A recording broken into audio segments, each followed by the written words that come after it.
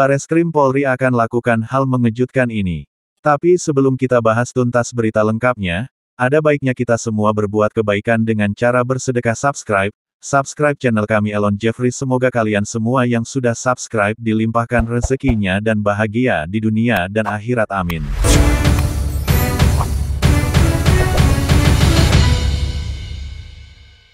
Badan Reserse Kriminal, Bareskrim Polri mengatakan, akan menjemput atau membawa paksa pimpinan Pondok Pesantren Ponpes Al Zaitun Panji Gumilang jika kembali tidak hadir atau mangkir dari panggilan pemeriksaan kasus dugaan penistaan agama dan ujaran kebencian. Direktur Tindak Pidana Umum, Dirtipidum, Bareskrim Polri Brigjen Juhandani Raharjo Puro mengatakan, hal tersebut merupakan kewenangan penyidik yang diatur dalam Kitab Undang-Undang Hukum Acara Pidana (KUHP). Penyidik mempunyai kewenangan yang akan dilaksanakan tentu saja secara aturan undang-undang. Ketentuan kita akan menggunakan ketentuan ataupun peraturan yang ada, ujar Juhandani saat dihubungi, Sabtu, tanggal 29 Juli tahun 2023.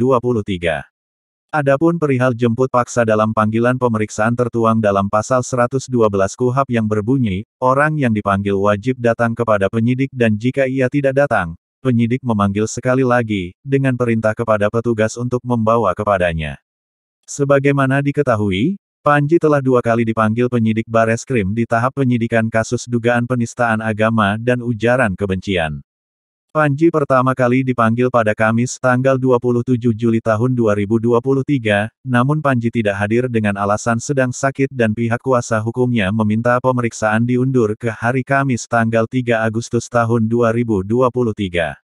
Namun, penyidik menilai alasan dan surat dokter yang dilampirkan pihak Panji tidak bisa dibuktikan, sehingga Bareskrim melayangkan panggilan kedua untuk Panji pada Selasa tanggal 1 Juli tahun 2023.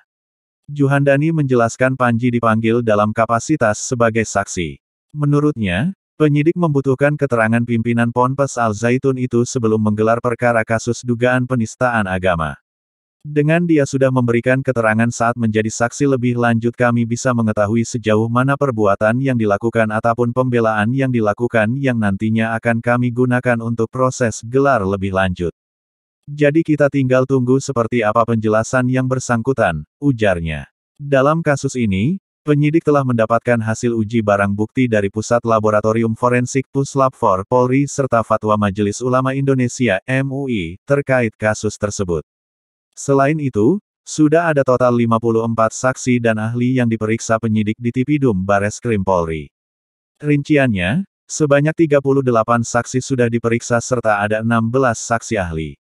Sebanyak 16 saksi atau ahli yang sudah kami periksa yaitu meliputi ahli pidana, ahli sosiologi, ahli agama.